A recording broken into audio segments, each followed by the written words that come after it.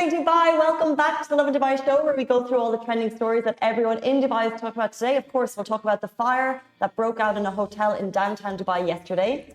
Also, mission accomplished. Dubai smashes the 1 billion meals target.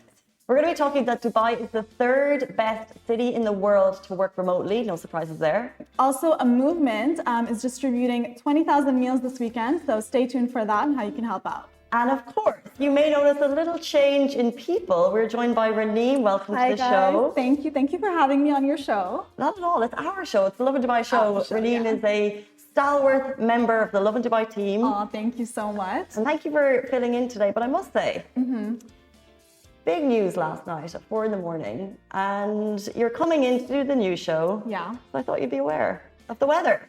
Yeah, I really didn't know what you were talking about this morning. I mean, I woke up like a little earlier than I usually do, and I was like, it's kind of gloomy today. But honestly, I like that. Like, I thrive on that weather. So yeah, I had no idea what was happening. Well, it's just so funny because we have been waiting and waiting and waiting for the rain and the thunder and lightning. And last night, it was just countrywide weather warnings, heavy rain, thunder and lightning, and the majority of people slept through it. I mean, I was one of the majority for sure. Where do you live? So I live in Sports City. Sports City. Yeah. Most of the country was hit by these rains. Okay. There was actually a weather warning by NCM, so the National Weather Authority last night, six hours ago, with be aware warnings and also be prepared warnings, which is mainly coastal, which is where we are. So Sports City got hit. Watching Alibaba Shahir, where were you guys? Did you guys hear it? See it? It was raining at 6. Ali, nothing?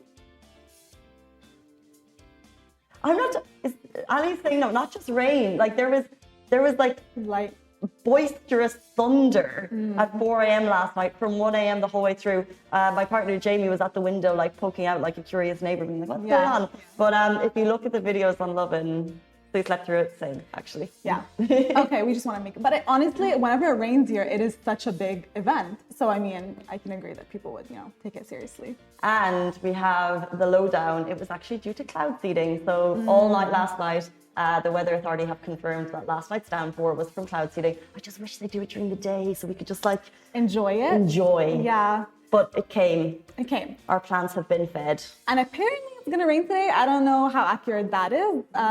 But I wouldn't be mad at that, to be honest with you. Yeah, we do like some rain. Let's jump into our top story. We're talking about the fire that broke out in a hotel in downtown yesterday afternoon. So the fire was at Swiss Hotel Al Marouge, which is near Dubai Mall, close to 3 p.m. And of course, the Lovin Dubai inbox immediately flooded. So thank you for that. So we get your we get your DMs, we verify the information, and then we share it. So the staff were immediately evacuated from the 5-star hotel. Thankfully, no injuries were actually reported, and emergency services and teams battled and contained the blaze in an hour before guests were welcome to access part of the building again, which is good. Yeah. I saw the DMs and stuff coming through as well, and I was even getting sent pictures, and I was like, if they want to take this live, and it was huge. Yeah. It was. It was one of those ones where you're like, oh my God, I got phone calls about it. People saying what's going on in downtown. It looked like the turret. So like when you really kind of analyzed it, it looked like the turret or like a corner, like a rooftop was on fire. So thankfully it didn't kind of damage the entire building. And as you said, people were able to access within, after they had contained the blaze within an hour, guests were able to access again the building later on, parts of the building later on in the evening. So yeah, I mean, whenever you see images like that too, whenever it's like coming from the roof, you always think like, is damage going to go all the way downstairs? And especially because it's such a high rise, like people getting down as well, that always like, takes a minute. And it's in the most populous area of downtown, and that's why there was so much kind of, I guess, drama about it. But no injuries were reported, as you said, so all safe. So thankfully, we're reporting some, I guess, good news, because that's, I guess, at the end of the day, that's the main thing. Yeah, exactly. But thank you as always for sending through your DMs. We're going to move on to our next story. Which is a very, very nice story. So actually, mission accomplished. Dubai smashes the 1 billion meals target, which is amazing. So His Highness Sheikh Mohammed bin Rashid Al Maktoum, Vice President and Prime Minister of the UAE and ruler of Dubai, announced the conclusion of the 1 billion meals initiative successfully. by achieving its goal of providing 1 billion meals to disadvantaged and vulnerable in 50 countries. Amazing. It's so like we didn't see it coming. Yeah. Of course, the donations have been coming through, but yesterday His Highness tweeted through his official account on Twitter, revealing his donation of 400 meals for the initiative. He said, "Today we conclude the 1 billion meals initiative by collecting 600 million meals in less than 1 month." So he basically thanked all institutions, all companies and businessmen, and the 320,000 individuals who contributed. So that's possibly you out there, so well done to you. And he said, "Today we announce a personal support of 400 million meals for the initiative to complete the 1 billion meal initiative throughout the holy month of Ramadan." So donations have actually flooded in from 320,668 benefactors, along with a lot of different partners like the Most Noble Numbers charity auctions in Dubai and Abu Dhabi, the Giving Challenge, and the 1 Million Saved Meals campaign. Very, very, very amazing initiative. It's just phenomenal. Yeah. When you think 1 billion meals, it's just like an amazing achievement, honestly. And the fact that they were able to complete it in such a short amount of time as well. We haven't even finished Ramadan yet, Exactly. there's still a few days left, but. And it's all down to like the perseverance of His Highness. Like every single day, these large companies were donating 1 million, 2 million, 3 million meals, smashing last year's 220. Now we hit 600. And then His Highness, said, "Okay, look, we're going to get to that 1 billion." So he a personal donation of 400 million meals. Yeah. And this isn't just for meals in the UAE, as we said. This is like beyond 50 countries to people who need it the most vulnerable in society. The UAE is personally donating, 1 billion meals. So it's just an amazing initiative that happens. Obviously, it's an ongoing thing throughout the holy month. Yeah. Well done. I think honestly, and when you see things like this, it just kind of it just makes you feel good. And stories like that, when you wake up to it, it's like, okay, someone is really, when we see giving back to the community, it's always just an amazing thing. And yeah. 100%. It's just one of those amazing stories from Ramadan. But let's move on to something which potentially affects you. Dubai has been nominated, voted, revealed as the 3rd best city in the world to work remotely. So this is a ranking by the Savills Executive Nomad Index. Dubai made it 3rd out of the 15 destinations that are apparently the best for digital nomads, like traveling digital job people, to live in. So the ranking was based out of digital nomad visa programs, or an economic bloc that allows for free movement of people for living or work. Dubai came in 3rd, while Lisbon topped the list and Miami came in 2nd, according to the research released on Wednesday. Okay, so Lisbon is first. Have you been? I've been, and honestly, I can imagine that for sure. I would like to work laptop and then the pasta does natas. Yes, exactly. Just like a little corner cafe with a cup. It's just so nice and peaceful. Everyone is so friendly. True. I can imagine. And Miami was the 2nd. Never been. I feel like it's Dubai. Have you been? I haven't. It's on my list. I feel like Dubai is like a cleaner version of Miami. Yeah, I can see that. I mean, the beaches, the palm trees, but also not a bad place to work, for sure. And soon Will Smith is going to make the Welcome to Dubai song, and then it'll be Dubai #2. Exactly. Or Dubai #1, That's true, dream big. Yeah. That's what Dubai does. And then, so we have Lisbon, Miami, and then in 4th place there is Barcelona, Dubrovnik, St. Lucia, Malta, Antigua and Barbuda, also ranked in the top 10. Like, the thing is, these are smaller, really beautiful destinations. I think Dubai is a city in terms of its location as a hub in the center of everything, and also kind of keeping that kind of beachy lifestyle. I think we're #1. I would say we're #1. I mean, honestly, I don't know one person that has moved here that has not fallen in love with it and then decided to extend their stay even further. So true. Yeah. Who's in the boat of, I'm just going to stay a year and then go home. Exactly.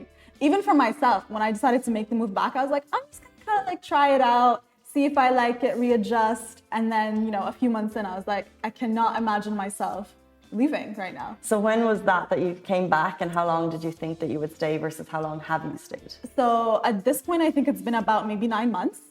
So when I first moved back, I was like, I'm just going to try it out for the summer and see what I think. Obviously fell in love, re-fell in love. And I was like, I can't go back to living in, snowy conditions because I live in Canada. And is not it. That's so fun. I literally had a conversation yesterday with someone who's from Kazakhstan. She moved to Canada. And then, so from the age of 12, she was in Canada. And now she's been here for a number of years. And she just said, it's just the weather. The weather is a big thing, you guys. Honestly, it affects your mood.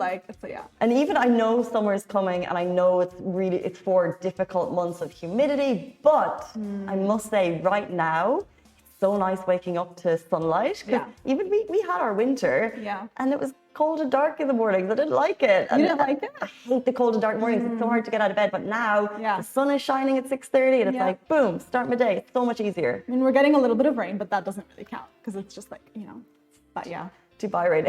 It's cloud seeding. Cloud seeding. Fine. We're just jumping in. By the way, always keep your comments coming through. We love reading them before, during, and after the show. Samson has just said it's good that there were no casualties. True, 100%. All right, so moving in to another feel-good moment for Ramadan. So Movement is distributing 20,000 meals this Saturday, and you can join. So a huge shout out to the Giving Family, an initiative by Fatty Cakes, which has been distributing food throughout the month of Ramadan. And this Saturday, the growing group aims to distribute over 20,000 meals with your help. 100%. So massive numbers of people have been turning up throughout to support this amazing initiative. They've been coming from all over Dubai to do so. And basically, the numbers have been growing. And this really has turned into the most beautiful movement that people are getting involved in. And there's actually also donations. So you can actually give charitable donation of 8 dirham, which is the amount it takes to make one meal. But the team is also encouraging people to bring out any additional food or clothing items with you for donations as well. And getting involved is super simple. All you need to do is check their Instagram page, and they basically go to different locations each day. So it's at the Giving Family, and then they'll share the location each day. It could be Al Quoz or Satwa, so you don't even need to register. All you need to do to give back with the Giving Family is show up. They're doing it in Dubai every day for the holy month of Ramadan, and just you can lend that helping hand. This Saturday as well is super special because they're also encouraging parents and family members to come out, bring their kids along with them, any little helpers they have to support their overall motto of we are one, we have one goal in this life, and that is to give, which is a very beautiful motto, I must say. Wow, that is beautiful, to live is to give. Yeah, exactly. And I think the number of people joining each day has just been multiplying. So just shout out to the organizers, because it is a machine in terms of what they're doing at the moment. You'll see some of the videos of the queues beside us. And then all of the helpers are also so well organized. But what's been happening is there's been so many people that they've said, okay, potentially don't bring your kids each day because it's just been too much. So now they're saying on Saturday, we want to aim to give 20,000 meals. Bring your kids along. This is going to be the biggest one. Check, DM them for the location. And just be part of this kind of really, really special moment in Dubai as a community when something has just started and it's got this momentum and got this magic and people are giving back. It's just very nice. And it really shows that, one person can actually really make a difference. Because sometimes it's like you have the motivation to do something, you just kind of don't know how to get started. And then when you see someone pulling off this great initiative, it could be just as simple as packing the stuff in a bag. They're doing human chains, passing the bags along. It's just really nice, and it makes you feel good at the end of the day. Especially in this month, you want all the feel-good moments. 100%. And it's just, we see little things like this, pockets of giving in Dubai. So we've had the fridge sharing throughout the years. That actually didn't go ahead this year. I think there was some difficulty with getting it approved. So the fridge sharing couldn't happen. But Dubai really shows as a community how much they give back at this time of year. And it's so, so heartwarming. We get so much feedback on our Instagram stories. We get so much feedback, and we, to be honest, love it. All of your feedback is always appreciated. Either we learn from it, or we laugh with you guys, or we laugh at ourselves, or potentially we've made a mistake, but we grow. But there was one I saw yesterday, and it was Lovin Dubai, because we've been sharing so many of these stories. For example, Danube had the largest private iftar. They had an iftar of 4,000 people, and they're doing this daily, and altogether they've had iftar for 100,000 throughout the holy month. So it's kind of another, they've done the biggest. And then we've been sharing a lot of stories of people handing out iftar. And there was one that we got, and it was people don't need to take footage when they're giving. And I know but people aren't actually taking footage. Like this is like crowdsourced videos that we're getting. And I do think that it's kind of like that chain reaction of, oh, I actually hadn't really thought of that's how I could give back. Yeah. Or you're getting inspiration of new ways to share. Now, 100%, if someone is like taking a video, you can tell when it's not authentic. And we really like, we don't share those. Like you can really get the impression when someone is not being authentic with it. But if it's a crowdsourced video of people, of a whole community giving back, like I just think we have a platform to share that on, and I want to. Yeah, exactly. And I mean, with an initiative like this as well, like they're getting so much traction as well from like support from different organizations and different people, just people going out and sharing their stories as well. So in something like this, it kind of like, it only benefits. And it kind of like, it grabs people's attention even more. So like you said, with a platform like ours, you know, it's kind of like we have a responsibility to kind of like showcase these things and just kind of like, you know, showcase all the good things that Dubai is doing and how everyone can help as well. There's always like somewhere where someone can help in the city. I feel like if you just even do a quick Google search, there's so many different ways to help. So this is just one of them. Yeah. And it's so true, exactly what you said, like showcase the good things that Dubai is doing, because Dubai is doing so much good, and sometimes those stories don't really get told.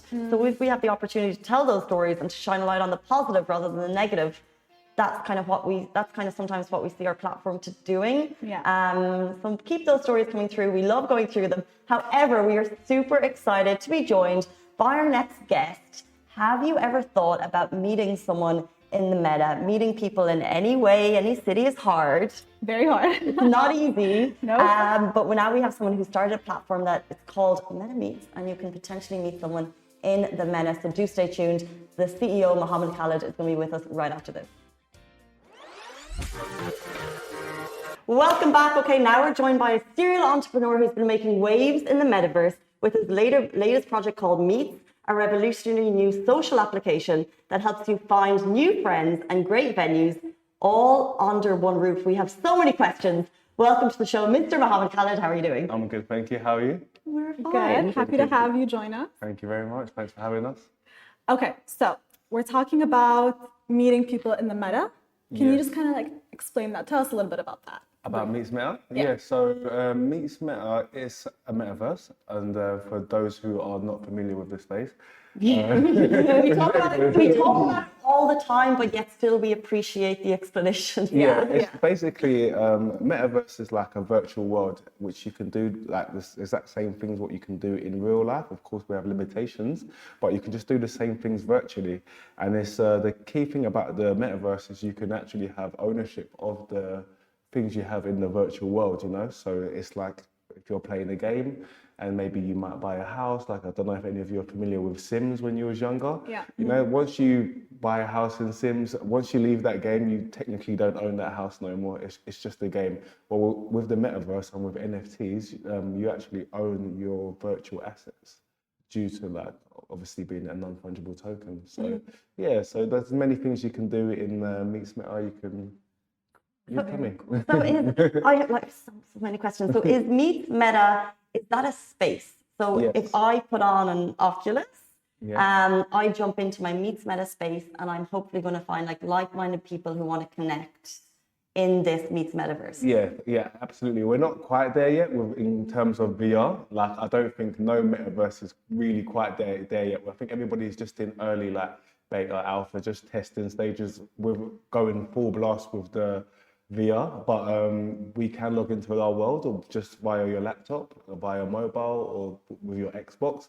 And a part of the long-term roadmap is to introduce the VR once technology gets familiar with it, for sure. Yeah. Okay. And can you tell us a little bit about the different opportunities that could come out of Meet or that you've seen maybe? Yeah, for sure. Like right now, our world is running live now. People are there every single day.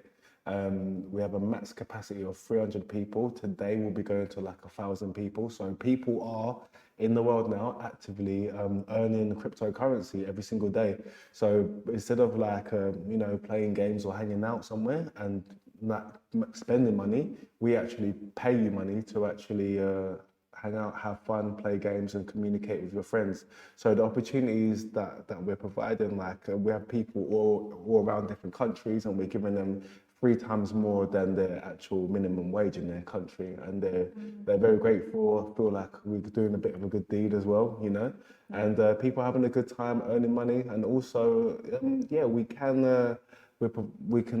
providing businesses as well in the metaverse as well. So people like, for example, we have commercial real estate where people are selling virtual clothes. It's yeah. You have commercial opportunities in the metaverse where if my job is going okay here, but I'm like, I want to make an extra buck, I can jump on to MetaMeets and potentially sell there.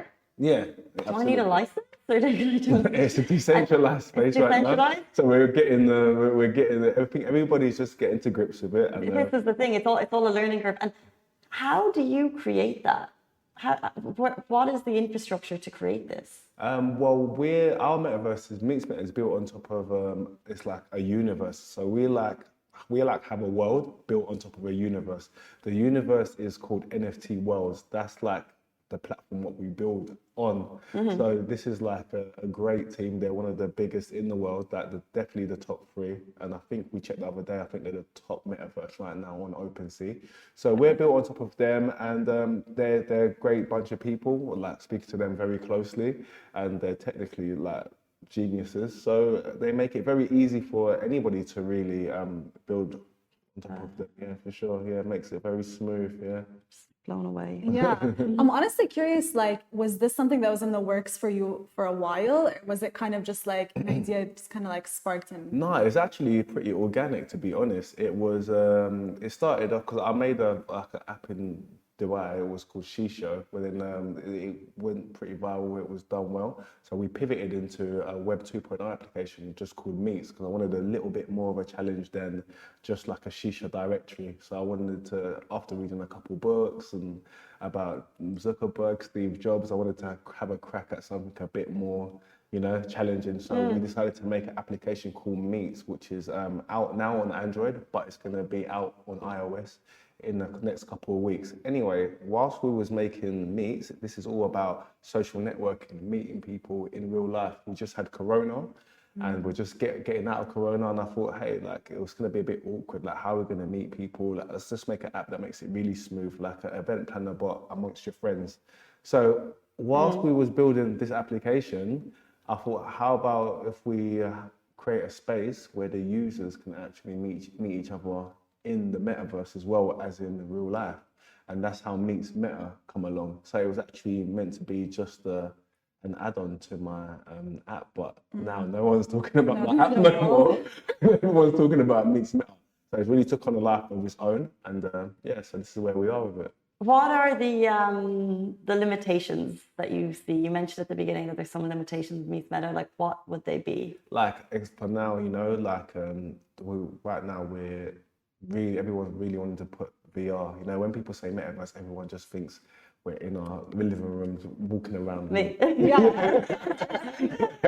walking around with goggles, but we're not quite there yet. It's not. Everyone's still testing. They're building the game engines, and a lot of like technical stuff goes into actually like taking it to that stage. But day by day, it's growing. We're getting there.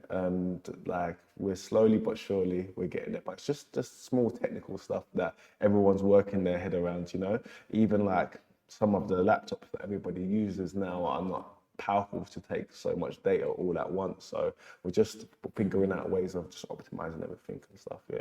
Yeah. And then you guys have the Meets passport as well? Yes. Okay. So how does that work exactly? Yeah, so to make it simple, the Meets passport is like a citizenship, like, into our metaverse. But you can come in as a non-holder as well, but you wouldn't really get some of the benefits as a citizen, just like in the real world. You know, you can be a tourist, but you maybe can't buy a house, or you maybe not getting that golden visa. You can't do certain things for sure. So it kind of works the same in our world. So it goes like, if you're a passport holder, there's different rarities, but if you're a passport holder, you get like a mini avatar, which you own as a virtual asset. You have a chance of minting a virtual property, which is, we have villas, we have mansions, we have apartments. We have the photos here. They look incredible. Thank you. So yeah, there's a lot of, it entitles you to have virtual real estate. Also, we have like really cool cars in our world because this Meets Meta is actually inspired by Dubai, you know? It's really, because I just, when I was making this thing up, you know, I was just, my inspiration come from just what I see every single day. Just like we live in a great city, a great place, you know, with a lot of opportunity. So every single day we're seeing skyscrapers, nice cars, and that's how my inspiration spilled out into this project. So the passport holders will be able to kind of become owners of these in the city. So then if I go in to meet someone as a tourist and I see a person with a nice car, I'm like, oh, hey. Yeah, you see a tourist just drive past, you see a holder just drive past you, and you, as a tourist, you can't really like use some of these things for sure. And it entitles you also in the future to be like a business owner within our metaverse for sure. So because we cannot, like for example, we've got cars already. We're introducing petrol stations already. The petrol stations are going to be airdropped, and the owners of these petrol stations, the people driving the cars, just like in real life, have to visit the petrol station. But we're not going to let the non-holders be owners of the petrol station. You have to be a passport holder. So it's all based around the passport. So it's all based around the passport. But at the crux of it, it's meeting people. Yes. So what has the reaction been like for, especially look, Dubai, I'm in many female-focused Facebook groups, and the subject of dating in Dubai is just constant. Everyone has these crazy stories, and they're not always positive. In fact, many of them are negative, lots of negative dating stories. So is a new type of dating, are people excited about that? The metaverse that you're Meeting. talking about. Yeah. Meeting. It's a new type of meeting.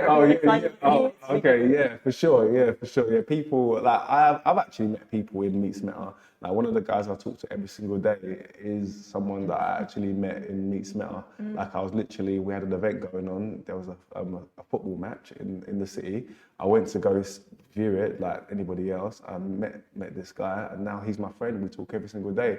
He's actually flying to Dubai. We're going to meet him on like May the 8th. So, oh, wow. But yeah, as far as meeting people, yeah, it is called Meets, and the whole point of it being called Meets Meta is so you can meet people. So we're going to introduce like social networking interface in the metaverse. So it's going to be like kind of like a Facebook or Instagram, but in the metaverse. So you can have a profile, friends, groups, clans, and create events. Similar thing as the app intends to do in real life, but in the metaverse. That's the unique thing about our metaverse, because you know there's a lot popping out. Right, so it's very focused on like-minded people. Yeah, and I was gonna say, like, how do you think people will kind of react to Meets? Like, is it something that's going to be widely adapted by everyone, or is this something that kind of has its like niche audience that's kind of already aware of? No, good question. No, definitely. Well, within the space, people are reacting to it very well, and it's going on great, thank God. But like, as far as you know, like my mum or someone, we're really thinking of making it as easy as possible. So just to teach people how you can like be in Meets Meta, how we're doing step-by-step guides, because it is going to be a transition for sure. But that's something I think the whole space in general is working on as we move from Web 2 to Web 3. I think everyone, you know, like it's like trying to get people like on the laptop back in 2001. I'm sure 100%. Sure they had a hard task also, right? Yeah. We're in that transition period. Absolutely. Just before you leave us, do you think the metaverse will change the world, and how? Yeah, absolutely. I really do think so. I think it provides a lot of opportunity for people all around the world, even with just the small time we've been in this space. Some of the messages, what we're getting, you know, it's like people, even one of the people in our Discord, I actually have to tell him, I said, get away from the laptop, go to the gym and go and do some in real life things, you know, because it was crazy because he was in there for like 12 hours a day. So, and when I'm in the space, I'm actually witnessing the ripples, the early effects of the world changing already. So for sure. And I think like everyone's coming and they're having their stance on the metaverse. Like it's great that as I said again, we're in this country. I think it's called VARA, Virtual Assets Management, is coming out. I'm not quite sure, but I'm in the loop of it. Like it's getting embraced, and I'm sure like if it wasn't revolutionary or going to change, there would have been not much attention spilled on it. Being paid. Interesting. Yeah. Well, I think our minds are officially blown. Thanks for learning. Yeah. Try and go explain it back to my mom as well. Thank you so much. I feel like you're going to be a trailblazer in this industry. It's amazing to see the start of something that's going to be great. So thank you so much for your time this morning. Thanks for having me. Not at all. Super nice to meet you. Thanks for answering all our tedious questions. No problem. The CEO of Meet Meta, Mohammed Khalid, guys. That is it for us on the Lovin Dubai show. We're back with you every single weekday morning. Stay safe, wash your hands. Goodbye from me. And from me. Goodbye.